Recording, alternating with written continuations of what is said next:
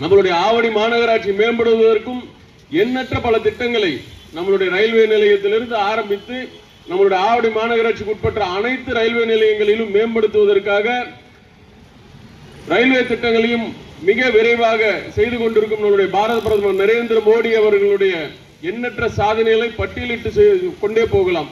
நம்மளுடைய ஆவடி மக்களுக்காக பாரத பிரதமர் நரேந்திர மோடியான எத்தனையோ மாநகராட்சிகள் இருக்கிறது.